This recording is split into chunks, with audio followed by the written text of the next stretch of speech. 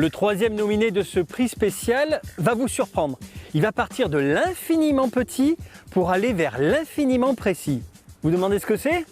Ben, suivez-moi, je vous fais découvrir le docteur Julien Serre. Et donc on se retrouve avec Julien Serre. Docteur Serre, bonjour. Bonjour. Alors, est-ce que vous pouvez me dire quel est le domaine sur lequel vous travaillez? Alors nous avons été sélectionnés sur le projet Ant-Bot, qui est un petit robot qui s'inspire des fourmis du désert. C'est-à-dire? La fourmi, comme de nombreux insectes, sont sensibles aux ultraviolets. Et donc c'est la particularité du robot Ant-Bot, c'est que c'est le premier robot au monde construit qui navigue sur la base des ultraviolets en lumière polarisée. Allez, un peu de biologie ne nous fera pas de mal. La fourmi du désert, ou Cataglyphis pour les savants, possède sur le haut de ses yeux des capteurs sensibles aux ultraviolets. Ces rayons du soleil invisibles pour l'humain, mais pas par notre fourmi. Ces UV sont polarisés, c'est-à-dire qu'ils contiennent des informations avec un angle, et c'est cet angle qui permet à la fourmi de trouver son cap, même en plein désert. Et donc nous avons utilisé des photorécepteurs sensibles aux ultraviolets qui au départ étaient dédiés à mesurer par exemple des indices UV. Et ces petits capteurs UV sont coiffés par cette petite pièce mécanique qui est montée dessus. Et vous avez ce qu'on appelle un petit filtre polarisant qui va sélectionner un angle dans la lumière. Comme on n'a que 2 capteurs et il faut être capable d'adresser toutes les positions angulaires, on a décidé de mettre cette idée créative, de faire tourner en fait, les filtres pour pouvoir scanner tous les angles de la lumière et trouver un angle bien particulier, là où il y a le signal le plus important, c'est ce qu'on appelle la référence de cap. Chers amis, voici Ant-Bot, le premier robot au monde à utiliser les UV pour se diriger, mais qui embarque aussi à son bord une caméra qui compte ses pas et une série d'appareils qui lui offrent une précision bien supérieure aux autres systèmes de navigation. Avec le robot Ant-Bot, nous avons démontré qu'il était capable de se positionner là avec les expériences, parce que Ant-Bot était une expérience scientifique robotique. On a démontré qu'on pouvait se rapprocher de quelques centimètres, donc c'est 7 cm d'erreur qui étaient reproductibles sur des trajets d'environ une quinzaine de mètres. Et justement, c'est pour cela que c'est intéressant pour des applications robotiques, parce que les robots veulent en ville se positionner avec une précision d'environ 5 cm. 2,5 kg de technologie, 6 pattes, on se demande à quoi va ressembler la descendance d'Ant-Bot premier. Quand on parle de descendance, il faut bien comprendre, il y a 2 aspects. Il y a l'aspect recherche, donc comme je vous l'ai expliqué, on essaie de construire un robot à pattes plus performant, la robotique à pattes qui permettrait d'évoluer sur des terrains difficiles. Ça, c'est un premier axe de recherche. Et deuxième axe de recherche, c'est l'intégration des capteurs de Ant-Bot sur le véhicule autonome ou les droïdes de livraison qui, eux, ont des roues. Donc c'est différent parce qu'ils évoluent sur des pistes aménagées. Et là, au contraire, ce qu'on va chercher à faire, c'est avoir de la précision capteur pour pouvoir assurer cette qualité de localisation à quelques centimètres près. Merci Julien Serre.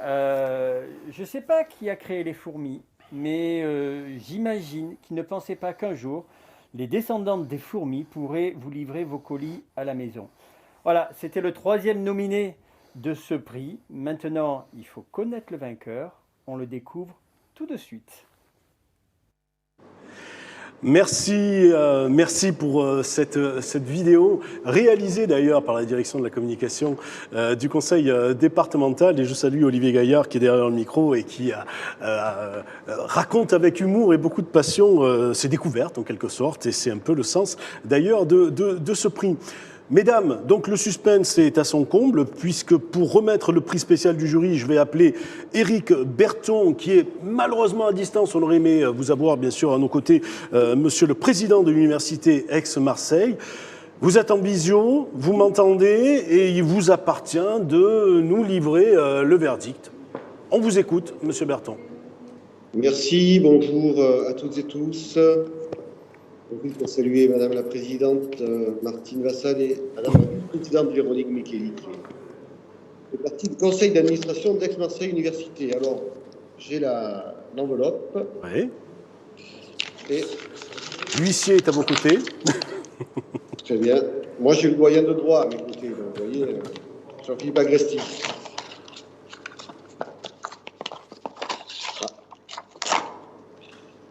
Alors. Oui, alors j'ai cru. Pardon. Les petites fourmis. Voilà. Bravo. Donc c'est Julien Serre qui remporte ce prix. Je crois qu'on peut l'applaudir. Voilà, tout le monde, même les nominés, très sportivement, saluent effectivement voilà, la fameuse fourmi qui va devenir très célèbre désormais. Une simple question, M. Berton, qu'est-ce qui a déterminé, parce qu'il y avait quand même des profils assez riches et tout le monde, comme à l'école des fans, aurait pu gagner, mais pourquoi, en l'occurrence, c'est M. Serre qui finalement s'est imposé sur le fil? Ou pas? Dites-moi. Effectivement, les trois nominés étaient vraiment très proches et dans des domaines de la technologie. C'est ça qui est aussi assez remarquable, avec tous les trois des solutions intelligentes. Alors le prix spécial, c'est qu'on a fait un clin d'œil en fait à plutôt biomimétisme, et l'équipe biorobotique de l'Institut des sciences du mouvement est une équipe qui développe beaucoup d'objets, de robots qui se basent sur la biofidélité. C'est une équipe que je connais bien, qui est dans un laboratoire que je connais bien. Et ils ont toujours des solutions qui sont à la fois innovantes, avec des économies de capteurs, avec voilà.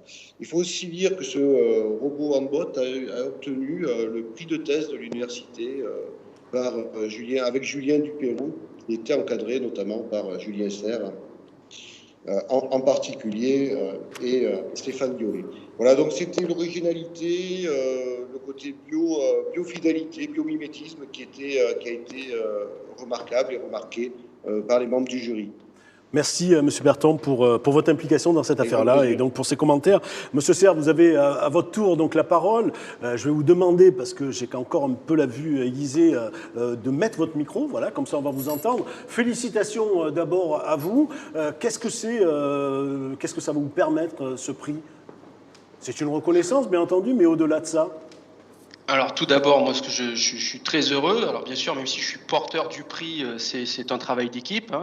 C'est-à-dire derrière nous, il y a, comme vous l'avez dit, Monsieur le Président, il y a Stéphane Violet, il y a des doctorants, Julien Dupérou qui a énormément travaillé pour la construction et les tests, et également nos ingénieurs en microtechnique, Julien Dipéry et Marc Boiron, qui est actuellement à la retraite, qui sont tous les deux travaillent au CNRS. Donc derrière ce petit robot qui a finalement conquis l'Amérique, parce que Handbot, c'est le nouveau super héros marseillais, qui a justement, si vous tapez Handbot maintenant sur Internet, c'est indexé sur Marseille, c'est plus indexé sur les États-Unis d'Amérique.